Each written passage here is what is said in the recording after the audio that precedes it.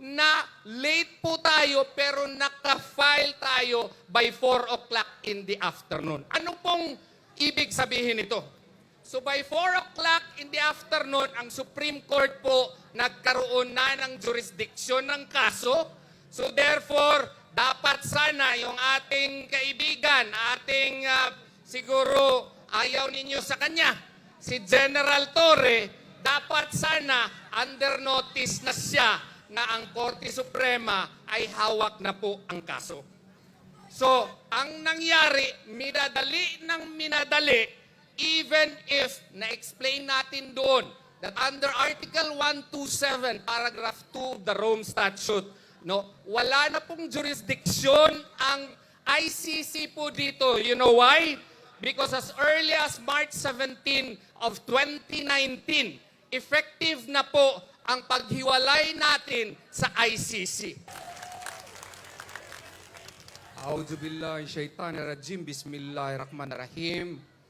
Assalamualaikum warahmatullahi wabarakatuh. Magandang gabi po sa ating lahat. Ako po si Attorney Israelito Torion. Ako po ang kinatawan ni Pastor Apollo Sikibuloy, and for this evening also for the former President Rodrigo Roa Duterte and for Senator Bato de la Rosa. Meron pong mensahe si Pastor Apollo Sikibuloy. Si Pastor Apollo Sikibuloy at si Presidente Rodrigo Duterte, matagal na po silang kaibigan. Since 1980s po, hindi pa po kilala si Presidente Rodrigo Duterte sa buong bansa. Sila po ay kaibigan na, kaya nga gusto niyang ipaabot sa inyo na walang kriminal na Duterte. Walang kriminal na Duterte, gaya ng sabi ni Kaipe, wala ring magnanakaw na Duterte. Kaya nga gusto niyang ipaabot ito para ipaalam sa inyo na itong kaso na ito na nasa ICC na ay may pag-asa tayo. Bakit? Bakit may pag-asa tayo? Ikwento ko sa inyo, noong March 8 po, ako po at ang aking magandang misis pumunta po sa Hong Kong kasi po pasasalamat po kay Presidente Rodrigo Duterte ng mga OFW sa kanya. And then, pagkagabi, tinawagan ako ni Senator Bato. Sabi ni Senator Bato, Bobet, kami kasi ni Senator Bato, magka-probinsya kami, pareho kaming Davao del Sur. Bata pa lamang ako, kilalanan niya ako hanggang naging abogado. Sabi niya, Bobet, please prepare a petition for certiorari for me. And then tinawagan ko si Attorney Martin Delgra. Sabi niya, Bet, pwede i-draft na lang. So, nag-draft ako. Tulong din ng aking mga kaibigang, mga kasamang abogado po sa opisina ko. Kasi po, din ako ng law school. Yung mga kasama ko po, mga professor po ng eskwelahan. So, ang ginawa po namin, habang nandun kami sa Hong Kong, nagprepara na kami ng petition for certiorari po para kay Senator Bato. Bumalik kami noong March 10, kasama kami ni Kuya Ipe. Habang nasa airport kami ni Kuya Ipe, may tumawag po sa akin. Ang request po ay baka pwede isama na si Presidente Rodrigo Duterte. Gabi na yun, towards 10 o'clock to 11 o'clock. So we had to revise our petition para nung 11, kasama na po si Presidente Rodrigo Duterte. Ang nangyari po, kasama ko ni Attorney Martin Delgra, pagpasok po sa airport, ang problema, hindi kami pinapapasok. Nagkagulo, nagkahiwalay kami ni Attorney Martin Delgra, nakapasok siya doon sa Villamor Air Base, ako, si Attorney Vic Rodriguez at si Kuya Ipe, hindi nakapasok.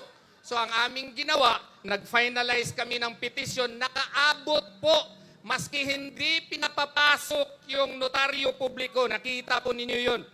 Nakipag-away pa si Ma'am Hanilet, nakipagrason pa at si Kuya Ipe para lang makapasok yung notaryo publiko, because in law, the notary public has to ascertain whether or not the document that is to be signed is really signed by the affiant.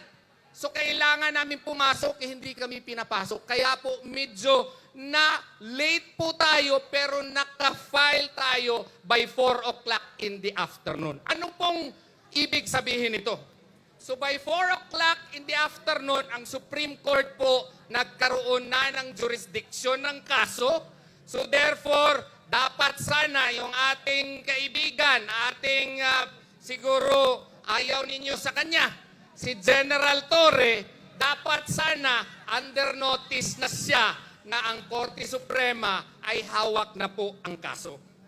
So, ang nangyari, minadali, even if na-explain natin doon that under Article 127, Paragraph 2 of the Rome Statute, no, wala na pong jurisdiction ang ICC po dito. You know why? Because as early as March 17 of 2019, effective na po ang paghiwalay natin sa ICC. So, ibig sabihin nito, dapat under Article 127, Paragraph 2 of the Rome Statute, the only exception is when the matter is under consideration by the ICC.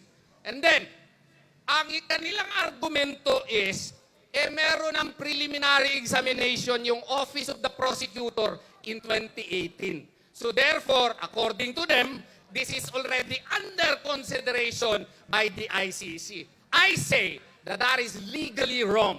Why? Because if you read Article 15 of the Rome Statute, there are ways by which informations can be given to the Office of the Prosecutor. Maski si Tom, Dick, or Harry, pwede magpadala ng sulat doon sa Office of the Prosecutor and he will initiate a preliminary examination. This does not bind the ICC. Why? Because the ICC can only be bound if the pre-trial chamber will order an investigation to look into the war on drugs here in our country. And when did the ICC do that? September of 2021.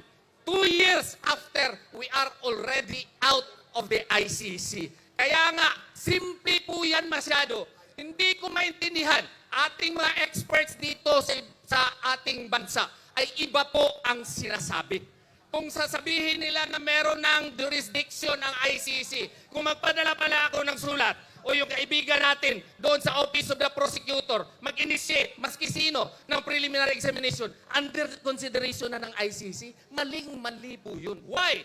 Because we have other avenues. We are a sovereign country. We are an independent country. The judiciary is effective and under the principle of complementarity. Therefore, the ICC should only act as a court of last resort. We are able, we are willing, we have the Supreme Court to act and we have the ordinary courts which are functioning. So therefore, ICC has no jurisdiction in this matter.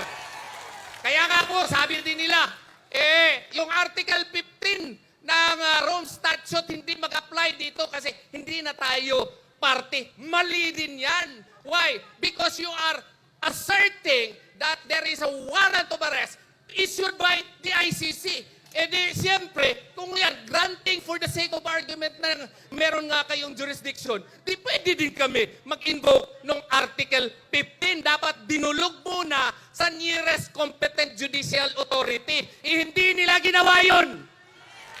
Eto pa, if you will read the international civil and political rights, under Article 9, we have the obligation under Article 2, Section 2, that of the Constitution, that we should follow these principles of international law. Alam mo anong nakasabi sa ICCPR? Ganon din, dapat yung akusado idulog sa korte kung para busisain kung tama ba ang kaso, kanya ba talaga yung warrant at narespeto ba yung rights niya. Hindi lang yan. Universal Declaration of Human Rights, Article 8, Article 9 also states that an accused has to be brought to the nearest competent judicial authority. Hindi lang yan. You read 2004. Ano yun? Yung model law implementing the Rome Statute. It also states that the accused has to be brought to the competent judicial authority. Ginawa ba yan ni General Torre? Hindi! So therefore, dapat lang, hindi pa moot yung kaso natin. maski na sa ICC pa. Bakit? Maka-order po ang Supreme Court sa mga respondents. Hoy, mali yung ginawa ninyo. You violated our basic laws. You violated the Universal Declaration of Human Rights. You violated Article 59. You violated the ICCPR. You violated the Comprehensive Model Law. So therefore, you should make proper manifestations doon sa ICC to oust the jurisdiction of the ICC. Di ba tama yon?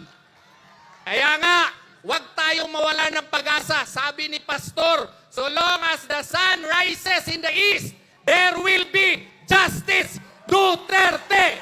Duterte!